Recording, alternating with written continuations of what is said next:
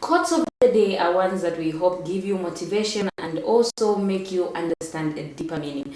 Today's quote talks about how time is very limited and why should you spend the limited time that you have that God has given you using someone else's life. So why don't you be the number one person in your life by actually being you? There will never ever be another you. Now I did say earlier on that I will get into the world of poetry. Now many times if you think about poetry, think of those poems we used to say in secondary school and primary school, like my name, and they will always be funny but quite educative. And from there onwards, some of the people went further and pursued poetry in a whole, and for some of us, we pursued other things. But I think that should have been my other talent as well. I'm not sure when I do poetry here and there, but I'd obviously like to see it. On today's episode, we do have in studio Dominus.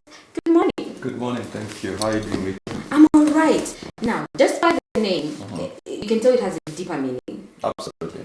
Dominus. Dominus. The meaning and why that name? First of all, it has a good meaning. I'm normally attracted to anything that has a good meaning. Even when it comes to, I think, the pieces, when you're working around the piece, you just need to attach a good meaning to it. You give it life and whatnot, considering whichever topic you might be dealing with. Mm-hmm. So now, the name Dominus, obviously, it is associated with the knights, or the clergy, or the master, or the kings. So basically, it is quite a handful. It's probably just a good name, so I thought, okay, let me associate with it. Mm-hmm. Now, you're a poet who is based in Kawe and has put up some amazing pieces in all the years. Absolutely. Take me through your journey in poetry.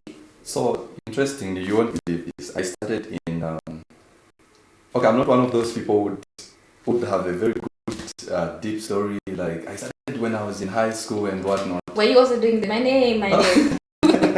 No, actually, poetry is broad, and the one you're actually referring to is known as dramatic poetry. Oh, okay. So it is also a part of the whole thing. I actually do that one as well, except I'm much into spoken word. Mm-hmm. So the difference there is that spoken word is like the way when you look at the comedy world, for example. Mm-hmm. There are skits that are just meant to entertain people, and then there is what we call stand-up comedy. Mm-hmm.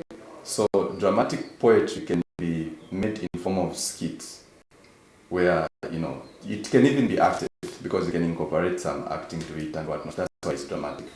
But spoken word is meant to be performed, like why you're just using just the words to sort of create entertainment for the people. Just you, your voice, your message, and that's it. Okay. So now, take me through how it has been. What are some of the challenges that you have encountered in terms of poetry? So I started I discovered I can actually do spoken word in 2016. Mm-hmm. And funny enough, it was at church. Oh, interesting. Yeah, so it was around that very time when I was starting to, consider the spiritual journey. I've always considered myself to be a Christian, but I think in 2016, that's when my transition to spirituality sort of took its course. Mm-hmm. And yeah, so at my church one time, there's what they call Youth Sunday, a Sunday where everything else has to be done by the youth and whatnot.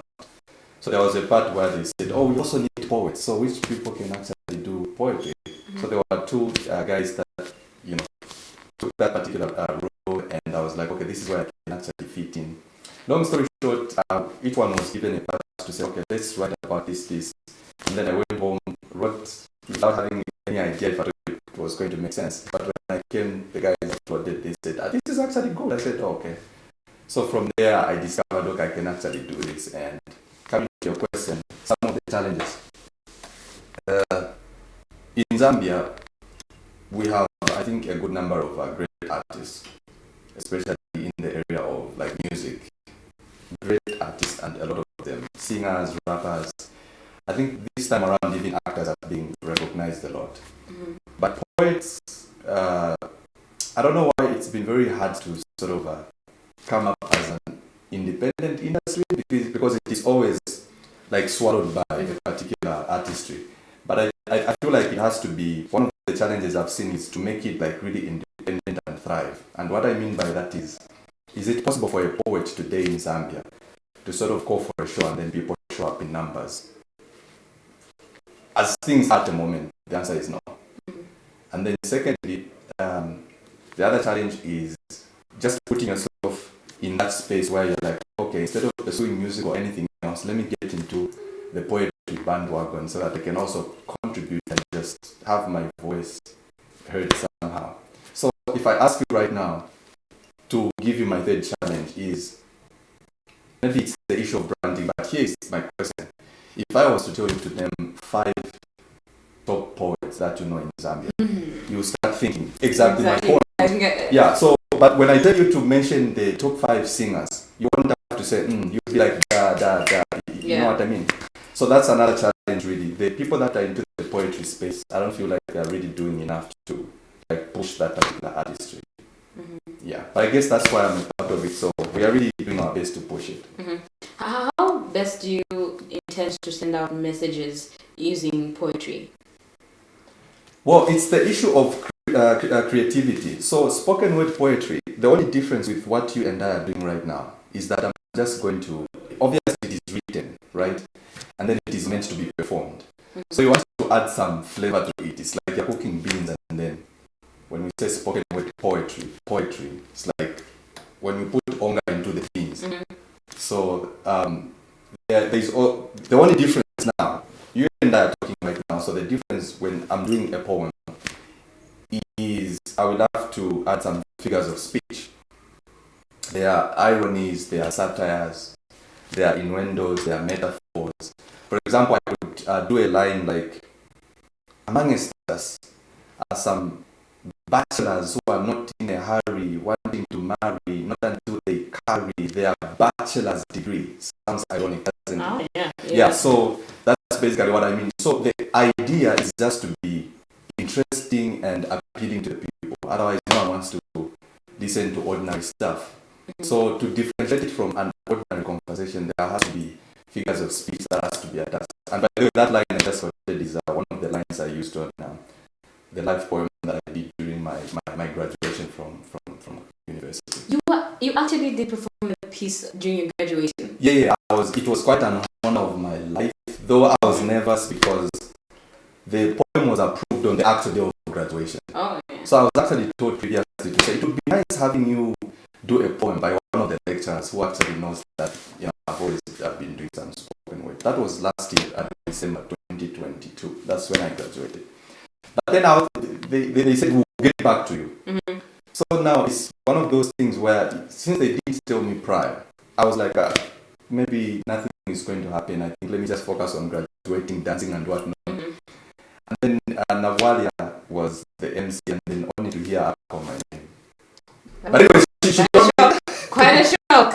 Yeah, it was quite a shock. But anyway, I did what I had to.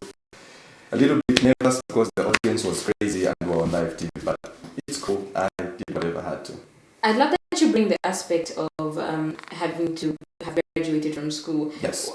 What's the balance between having to just have this talent, which is doing poetry, and having to get your bachelor's degree?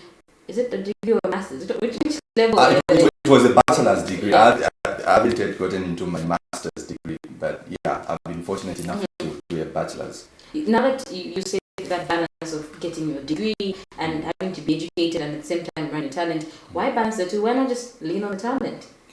Well, trust me, Rita, I think both are like a battery and a phone. They really have to move together. Because when we talk of education, unfortunately, most people only look at it from the school angle, where you have to be in school and all that. But education is quite broad. That there is another part of education called informal type of education. So me attending a degree, that is a formal kind of education where it was a university setup. You go to classes, and then at the end of everything, you are awarded with a certificate. But education, I think, can always be pursued even informally, whereby there are certain things that you can learn without actually going to school. You get my point. So you learn through observation, you learn through da-da-da-da-da. But the reason why it has always been important for me to be an academician, I think that's one of the things that was actually even slowing down my process in terms of just pursuing poetry.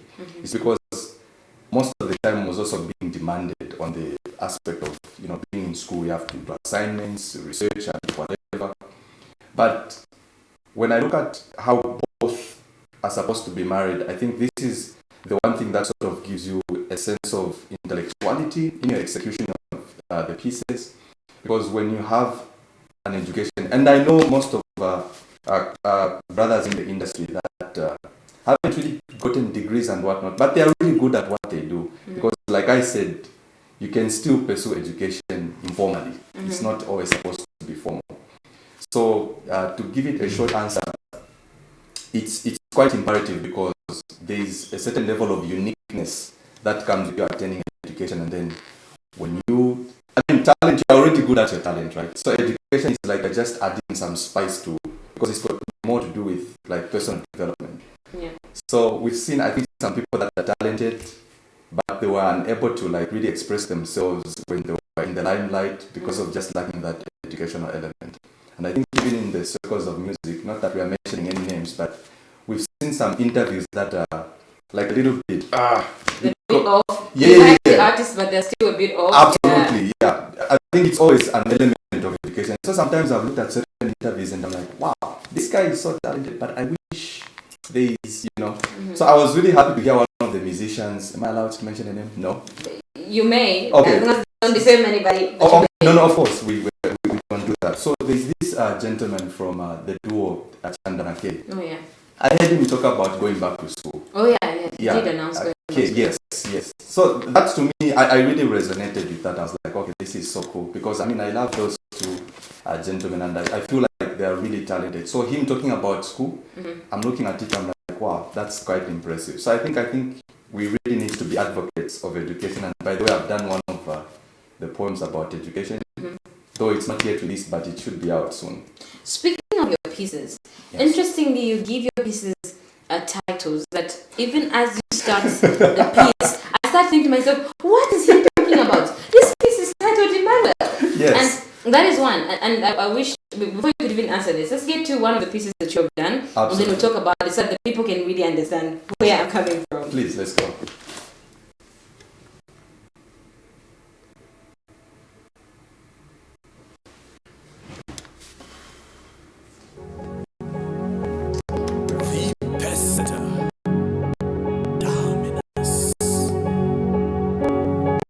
Homosexuality is the state of being sexually and romantically attracted primarily or exclusively to persons of the same sex, and that is not my life. But I don't mind being called homo because it also means human, and I'm the type that can only perform intercourse with only one, and that is my wife. Because I'm the man, though attracted to another man. Please don't judge me. I foolishly thought my wife wouldn't find out, but she's smart enough to catch me in the very act. The very act that may be deemed as cheating. In the middle of each night, I take advantage of her sleeping and move on to be intimate with another mate whom I just met as a matter of fact. So obsessed with him that I can't ignore these sentimental feelings attached like South Pole and North Pole kind of magnetic attraction. First time I saw him, I saw met his as in soulmates, souls tied together like soul ties. So I had sown love at first sight upon reading his mind at 1 John 3:23 situation. Maybe it's infatuation or some love potion. Now hold up. In this case, let's cut to the chase. If it is a crime for a man to fall in love with the Son of Man, I am guilty.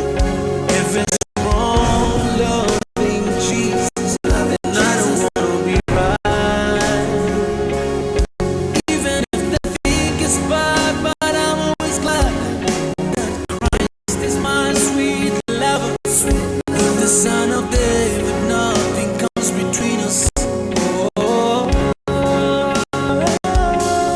One night, I got carried away in making love with this very lovely, loving, beloved lover of mine, and I couldn't enjoy the moment only inwardly, so I broke the silence. Like OMG, oh Jesus, so sweet, I shouted and exploded into a song of songs 4, singing verse 9 and 10.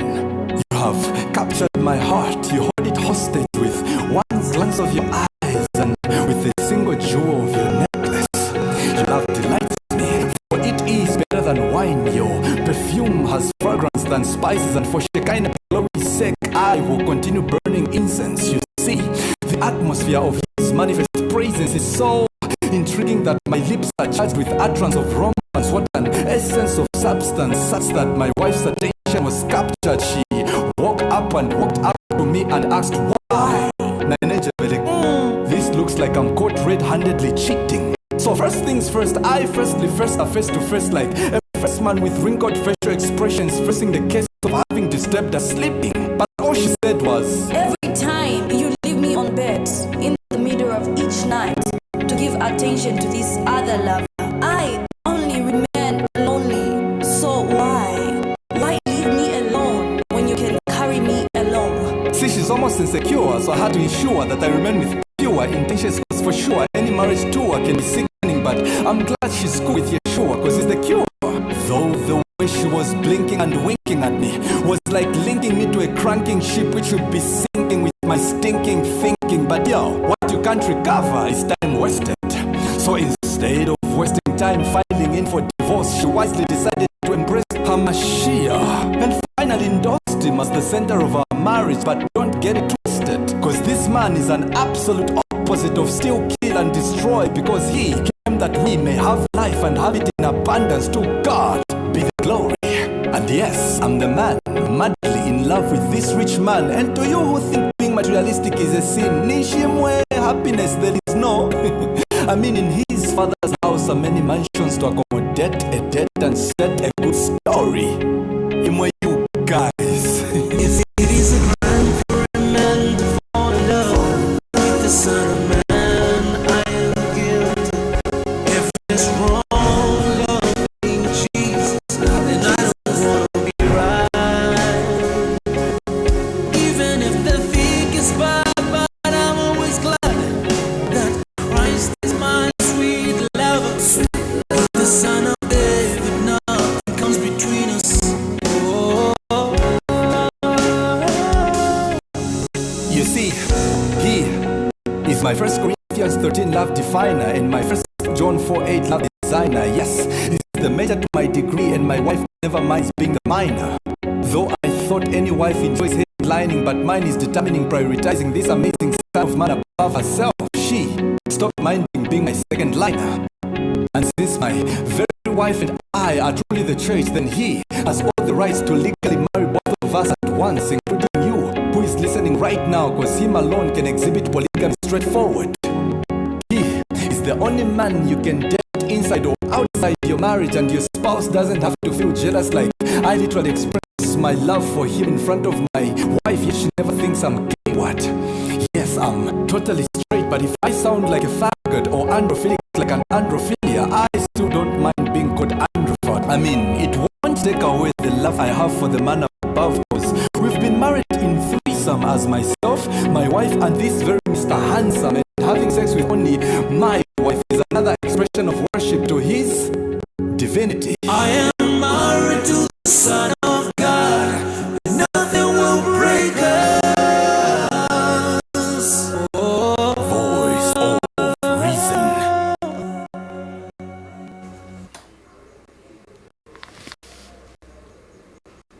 Bringing the aspect of a gospel artist into the piece, talk to me about this piece that is titled Androphile. So, androphile is simply a terminology that talks about a man being attracted to another man. Mm-hmm. So, like you said, sometimes when you want people to really listen, you have to be creative, even with the way you title the piece. So somebody would think, androphile, but like, what is he talking about? Attraction to another man, like, is he gay? Yeah, that's like a common question. Yeah, exactly. So that's the other part of spoken word. Like when I talk about being creative, you really have to, like, it's not always that the message has to be clear and obvious. Because what's the point of like doing something which people are able to get there, and then it won't give them that morale to sort of continue. So when you look at the first part of that poem, before Ephraim comes in with the chorus, Mm-hmm. it sort of starts with homosexuality, da da da da da da. But then I make a point to say that's not my life. Mm-hmm. You get a sense. So, but someone would be like, but why would he start talk about it like that? Like, Yeah. what is he trying to say? So, especially that it's a long piece, by the way, it's 6 minutes. So obviously, you want to do something that makes people want to listen till the end. Mm-hmm. And then secondly, I feel like people resonate with the truth before the talent. So when you've got some truths that you want to present to the world, there has to be a lot of creativity attached. So it's one of those things where at the end of the piece, someone will be like, so I was talking about the love to Jesus Christ. Okay, that makes sense. But again, it might even spark a conversation or a debate to say, but I don't know, for an attraction of a man to another man. But is Jesus even a man? So that's another conversation. Yeah. And you want people to sort of engage into educative debates and whatnot. And then lastly, I love, doing gospel messages like that, because the gospel message is not limited. So it is meant for anyone, including someone who is just in the world and whatnot. Because the love of God, I think, caters for everybody. But the moment I sort of bias my message to just maybe a worldly topic, I feel like I'm neglecting the side of the Christian, because it's not everything that Christians are interested in. But the Christianized stuff, everybody can relate, including sinners like you and I. Of course. I love the aspect that you mentioned that the gospel is not really limited. Yes. People have to understand the gospel can be told in different ways. Yes. Away from just having a preacher in church talk to you on a Sunday, Yes. you can actually create all of this with just one piece. Absolutely. As we wrap up our conversation, where can people find you, and what should we expect from you in the year 2023? 2023, by the grace of God, I wouldn't be offended, by the way, if you say I'm not a Christian. I don't mind, but I'm a child of God.